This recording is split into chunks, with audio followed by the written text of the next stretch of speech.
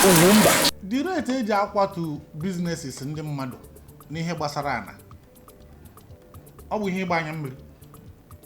Ọ na-eme n'ebe niile mana ana Igbo. Ọ na-eme n'ụdị na enwere ike na ama ngwa gị gịnị kwanekwa imanụ dum enuyom. Ihe iji bụrụ mmadụ ekpoza ya gbam. Mgbe gara aga ka a gara kwatuo ebe a na-akpọ New Berries, ebe nracha aka na-emebe ọfụma n'Enugu steeti. Nwoke a anyị na-ewepụtara unu kịta na nwere biznes ya na ọtụtụ ndị mmadụ nwere biznes anọkata eburu bulldozer bata n'ime ebe ahụ iyo. As I'm talking to you now, I'm actually thinking of counting my losses, packing my load and going back and tearing the Nigerian passports. I have friends in the UK that have done it. I'm thinking of that as I speak.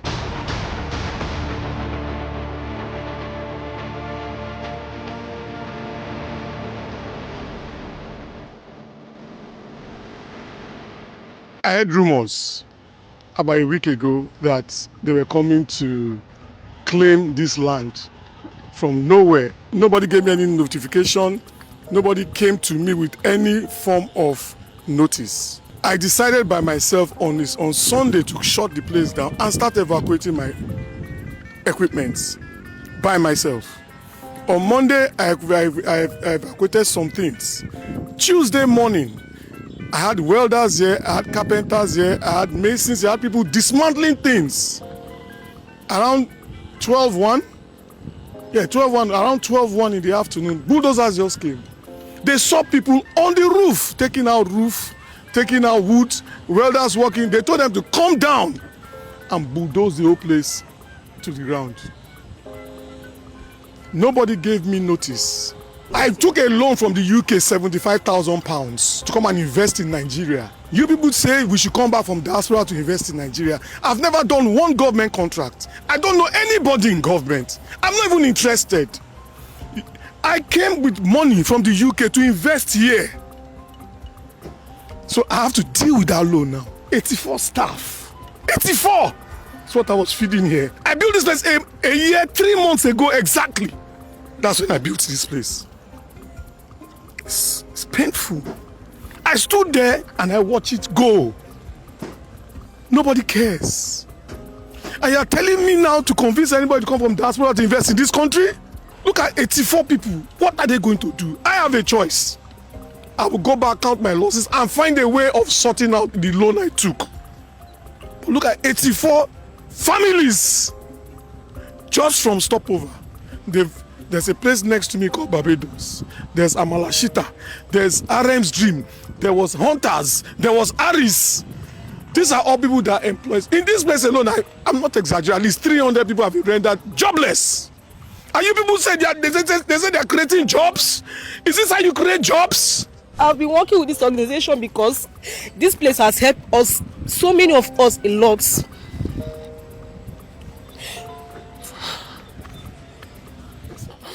O doro m anya na tupu ndị a atinye aka na ihe ọbụla gbasara ana ahụ na ha jụrụ ase ikekwe ndị kọwara ha akọtara ọfụma ma ọ bụ na ha tụrụ ha asị mana bụ onye ọbụla ịnọkọta were ego ụdị milion a na-akpọ wee tinye wee rụọ ihe ọbụla rụchaa ya abịa kwatuo ya mara na nsogbu dị wee na-ajụ ọ bụ ụkwụ a ka ehi ji aga ụmụ ya bịa mepee ha n'Igbo oyetu a ndị gọọmenti anyị a na-emekwa na ihe a bụ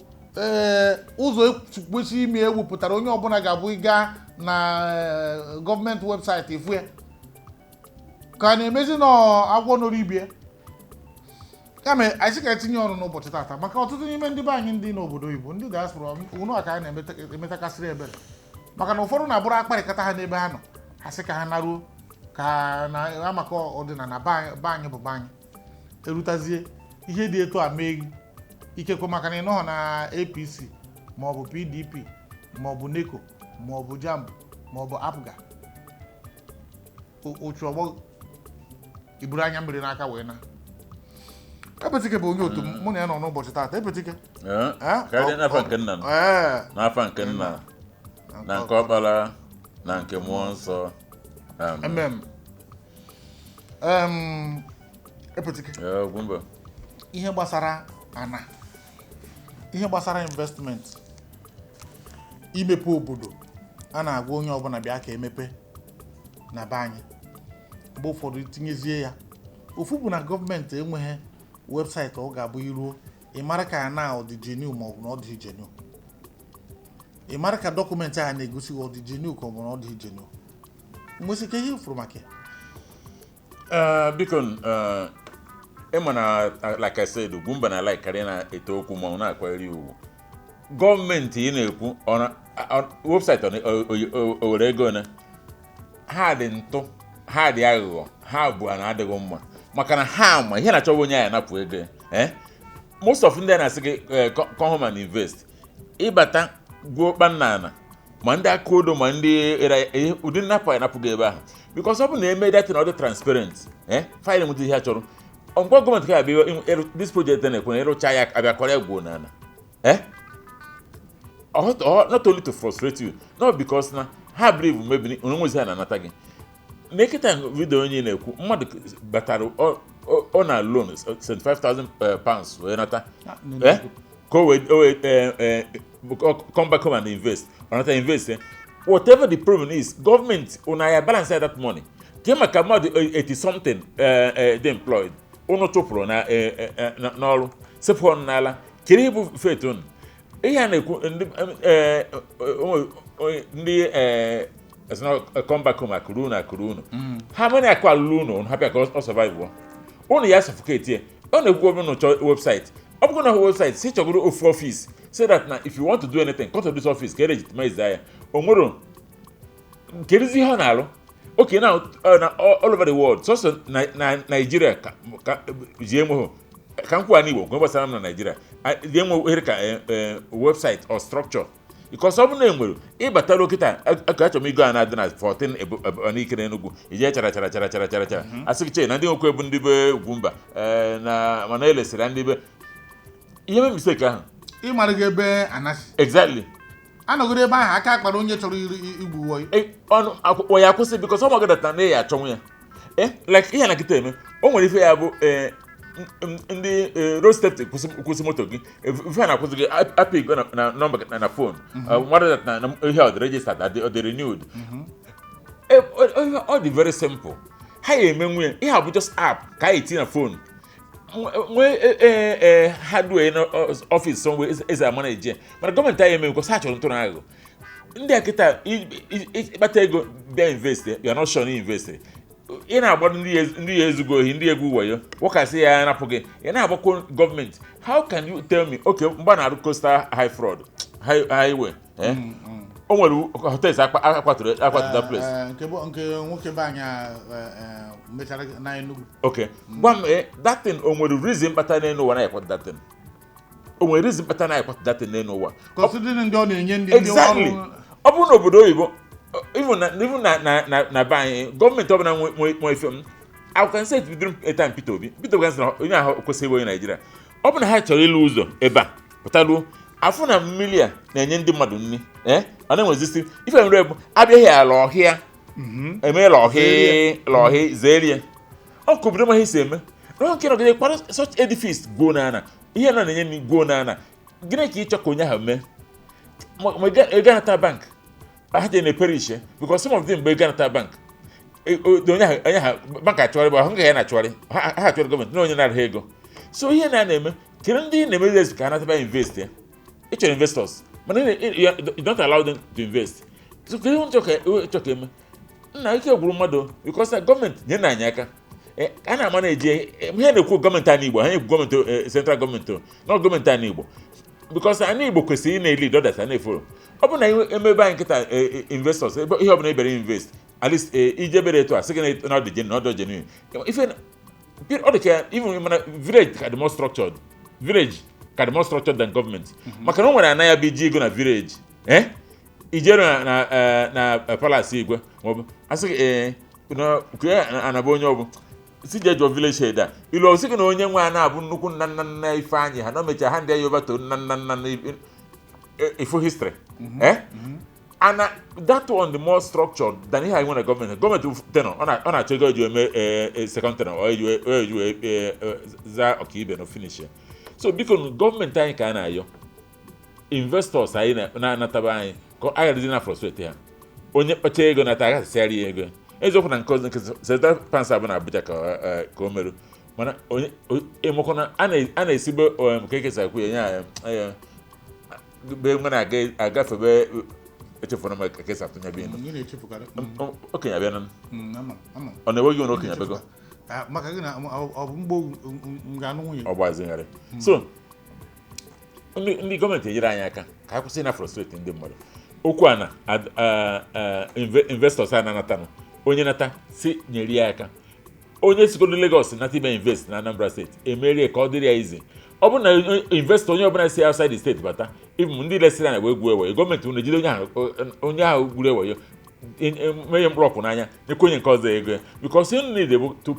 project non the good to project non protect interest onye ọbụla si outside even Asaba wee bata invest na Anambra steeti ekwuru ka wee gwuo ya.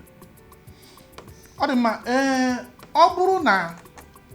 ihe dị etu o si kwesị ịdị anyị Igbo niile ekwesịghị ịdị na-asị onye Igbo asị ndị Igbo na a na-achọ investors. So ihe unu ga-eme bụ create a level playing ground maka na ndị Igbo bụ akụ anyị na-apụ na mba enweghị ndị Igbo nwere university na ana Yoruba mụke ma n'ugwu Hausa ndị Igbo abịa na hotel ma ihe na ọka nkụ n'obodo ndị ọzọ mana ihe na-eme bụ na mgbe ụfọdụ ha chọọ ịbịa a ga-agagide gagide ụfọdụ na-asị oke ka amara ka a na-enweta partnership n'ihe gbasara ana ọ na-enye ha nsogbu. Nwere ndị otu mgbe ahụ ha si UK bata ndị Igbo anyị ha dị mmadụ iri ha na-atụ $5,000 every month ha atụghị for 2 years. Each of them na-atụ $5,000 for 2 years. Then the bank gwara ha sị ha na ego a na ha ga-emezi unu ka unu ego wee gbanite nye unu loan based on na ego a unu tụgoro na a ga-enye unu ihe ha na-achọzi bụ ebe ha ga-eme ihe na ka arụ eme ihe gbasara ehi ma ehi Hausa ma ehi Igbo mana anụ ehi juru anụ Igbo apart from ihe gbasara anụ ma milk ma ihe ọbụla a na-ewepụta na ehi ọdịnala Igbo o wee chọọ adịgide ana mgbe ha chọọ adịgide ana agakwuru steeti gọvanọ nke a agacharịa agakwuru ndị nke a agacharịa emechara ike gwa enwere mgbe a nọkọtara isoro ha gawa ụmụ gakwuru ụmụ ihe village ndị villagers mana emechara chọpụta na ọ bụrụ na igoghị ego n'imirikiti village bụ emechaa ya tata ruo echi ụmụaka isi akpọrọ apụta challenge ego okwu ada ya bụ biko na ọ bụrụ na anyị dịrị investors ịbata onye ọbụla bụ onye obodo oyibo a na-asị gị bịa mee invest biko jide ego jụọ ase ma ọ bụ nata ụlọ na isi ebe a pụọ obodo nwere etu ọ dị mgbe ị pụrụ mana ọ ka njọ kịta kemgbe ọ ga-abụrụ na mmadụ ga-anọkọta ịdakpu n'ụdị ihe na anyị abụ na asụsụ họteelụ ka a na-arụ maka họteelụ enweghị everywhere họteelụ amakwụdị m steeti capital kịta na-akarị na họteelụ ndị ga-agbanwu sekọnd ma ọ bụrụ na Owerri were nọmba 1 maka Owerri bụ nọmba 1 n'ihe ọbụla gbasara họteelụ ama m kema ọka ya gba sekọnd mba ọka họteelụ ebe gba ọka erukwuru nke Enugu ga-agbanaghị ọka n'ọsọ họteelụ nọ ka a na-ebutere anyị na Igbo ọsọ họteelụ na họteelụ na bịa palọ nwere ọzọ ọhụrụ nwa nkwụ riwe ihe riwe oriri mgbe Oliver na-agụ ya na-egwu ọsadebe ka adị ndụ Oliver so biko ọ bụrụ na ị chọọ ịnata ana Igbo tinye ihe ọbụla jụọ ase ọfụma kama kwa edewe ego tutu na ịjụta ọfụma na ihe ọbụla na-eme na ana ma ọ gaa na vileji unu enweghị ga-egwu ụwa n'ime vileji unu maka ndị bụ unu maara adịkwa ama ka ọ ghara ịbụ na mmadụ wụrụ n'ọbara mgbali elu maọbụ na enwere ike etu o si mekọtasị na amaghịzi etu o si daa o wee heart failure wee ha ebe ọbụla akụ mmadụ dị ka obi dị ana ihe ọbụla mere akụ ga-emetụta gị n'obi. Ofu nwoke nwere ụlọ 2-story building ka 3-story building n'ogologo Badagry Express Road a ka a gwara na a ga-akụta ụnụ ya na abịara m aka ya ụnụ nwoke nọ ebe ahụ gburum etu aka o si nwee heart attack o si geto ha na emechezi ọ bụrụ sef na arụrụ ụzọ n'ebe ahụ a ga-akụta unu ya bụ biko a na-anya onye ọbụla adịkwa ma biko dịga adịga maka na obodo nwere etu ọ dị ka ọ ghara ịbụ na erutere ọ dịka ihe ụfọdụ chọọchị na-adị na-eme okwu ya ha na receive iwepụta arịji aka mepezi ya ka i receive nke iji n'aka ada na nke iji n'aka dafunahụ nke ị na-receive efuzi ya wayo dị ya epụtike na-adịkwa ndị be anyị ụnụ adị ma gee ntị ka ngwakwu nọ ihe na-ekwu okwu investment a most of us maka njikwa ekwu ebe na esogo mbi obodo oyibo wenata Nigeria iPhone nkata ọbịa ti a sị gị were be ete marbe nkwụ a sịrị ka a na-adụ nwa nwere nne ọdụ ka nke nwere na-amụta mbe kpọrọ ụmụ ya na-sị ugboro ka ihe eme gị ịmụta akọ ofusi ya na ugboro ịsa koi n'isi nke ọzọ si ugboro koi n'isi ofusi ya na nke mere onye ọzọ ji mụta akọ wee nke mere anyị nwa wee mụta akọ most times kwefụrụ ị na obodo oyibo a ịnata invest na Nigeria most of ndị na-enye ebe ekpere maka ha mekwu gọọmenti kịta a mekwu individuals o nwere ka onwe nwanne gị nke sịrị atụ na oke na onwe ihe ọ na-eme ịlụ họteelụ ka ọ na-ama na-ejiri gị ya o nwere ka ịnata edishọn ife na ọhụ gị nwezi họteelụ ụfọdụ ka ị nwere ike ịnata egbufuo something happened na year 2002 or so 2002 esi m New York eje airport so mkpọ taxi ọbata mgbe anyị na-azụ a black guy move us in which terminus inside 4 obogo express oje break turn idiot mbro na kpọ mafọ ka nọ na America na ọ abido igbo egbe ekwomokwu move kwa pio jikwa break turn idiot nse na mabago go nkirikwa ifa ana ọsụsọ na ebe a so mma na ofu egwu ọgwa idiot a na-akwa ịmara taxi na America gada na dia n'ime maka then iche ikwu drive go mere mpe emeghere tinye ego maka attack so made the third time imezire ebe na ihe ndị bayi kwuru ishe egbe mmanya ekwu okwu na mama ihe mmegota ka nwoke ya bụrụ nru ebe na-eje so after about another 10 minutes or less than that okulo down osim bros don't be angry ekwu okwu osim no frustration osim because I'm from the Terminal 4 and the only flight I know Terminal 4 was Nigerian flight. Terminal does I say man through to you know for the reason Terminal 4 it's just a Nigerian flight then. In the Nigeria man the Bugana must go if for the first time yeah I know the two rowdy or the general market kano so hana the airline laws had like enoko hana no long unless Nigeria India or Pakistan we cannot there so okay kweziri mo relax a little bit ogosi na abo onye Nigeria gba afia oburu onye Yoruba osim na reason but that niwo na ewu ya anaku na mangazi Nigeria na ebu onye Nigeria again obu na ngware ya not am na for na bido na ya ebu na ku na ebu Nigeria na Nigeria again so no deze obidu nsa why osim na abo onye Yoruba na ya akpatala ego wezi na alu umunne ya mamu ya na nwanne ya okay ha wee lụọ ọrụ ụnọ 3 story n'uche ụnọ nya wee sibe ebe obodo oyibo nata ka abịa food ụnọ na alụrụ dị ụnọ nya wee bataluo ọsị olu n'abalị that day nya batara mmadụ na-anọ wakpo n'ime ụnọ ute egbe so oge ha gbakpere n'ime ụnọ nke ọzọ esega egbe chaka onye ise na-enye anya kpọọ ya afa mana afọ kpọrọ ya ha afọ eji mara ya egwu baa ya ahụ ọkpọkwu ya afọ ọzọ sị na-enye anya o kweghị na ya anya onye isi ahụ wee jee ebe ọ nọ kpa ya aka o nwere okwu ọ gwara ya nye nwata ọ nọ na-enye anya ọ bụrụ na onye ahụ bụ onye nye nwa na mgbe ha na-agụ akwụkwọ ọ na-enyere aka anafọ wara ebe afọ eji mara ya n'ụlọ akwụkwọ ọ nwere ihe na-eji mara ya o wee sị ya nya bịa kelu ife nye na ndị sosa nso pesin ji ọ sị ya nọ nne na nwanne ọsẹ kele wone na nwanne ọsẹ se ba keta pọ keta ọsẹ na ha kpọrọ fabrik abịa gbufuo gị ọsị na ihe akpọrọ ha ka na ọ bụrụ na ha succeed ho kịta na-enwe ike send ndị ọzọ so na kamani fụrụ kịta so the man sị na ewesi be ha n'abalị ahụ wee gbapụ jeela airport mgbe ahụ tiketi a na-eyuzu mgbe ahụ maka ndị ọbụla n'obodo oyibo ya ma tiketi a na no refundable no reroutable no gịnị nwanụ ya ihe change date ịma reroute to another place ife niile dị na abụ ọ na-adị cheap ma nke ha na-esi na ya na Friday by 1 Friday flight bụ na dị 7 that day no nke ebe na etiri nke 10 mana 10 na ka eji na so ọ nọgide n'airport until and mgbe credit card adịghị much ya this ATM na ndị otu ya ọ na-have credit for online and ticket na-abụ hard copy ọ bụrụ nke ya eme nye gị so o wee fụzi onye na-ana wee zie onye ya wee na Amerịka gbatara tiketi ọzọ o wee si ebe na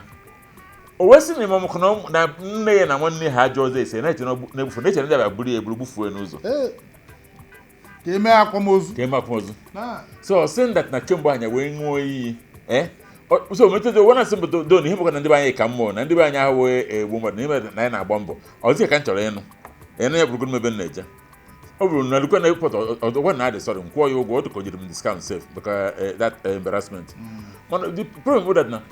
onye a nwego this kind of fear na be anyị na ọ chọrọ invest na be anyị ị mara ka ọ dị investment na be anyị nwere ndị a na-ekwu mmadụ na-enye nna ya ego ka ọ rụọ ọrụ ụlọ were eje n'ọnwa anyị ọzọ chi echichi ọ na-emeda so ọ ya bụ ọbụla o mere gị ka ị ghara igbu onwe gị ọ gị na-akọ ọfanana ekwentị be anyị bụkwa amọmụmụ ihe ihe eji tụnyere ya so ị na-ekwu ọbụla ịnọkọtazi na ebe ahụ mmadụ asị gị weta ego na-ebido nke ọzọ ịbatakwa na ebido ka mebi ka arụba nke ọzọ ịbata anya eto ka ị bụrụ ọgaranya o nwere ike ịbata ife na ahaba gị dị n'akwụkwọ so onwe na-asị gị nata nwoke nata ịbịa ịmara ihe na ị chọrọ ime ime ya ọ dakwuo nke na ya eje n'ụlọ ụka maọbụ na-arụsị je ka ụnụ gbaa ndụ nwoke mee ya ka ọ ghara ebe ịka nka ife na-egba aka ọ dị mma petikedarụ anyị kwuo na ntị ga-anụ ihe abụghị ka ọha ka okpu ata ya bụ na ihe anyị ma bụ dịka okenye anyị kwuo nwata ozugbo n'ọnụ nke agbasị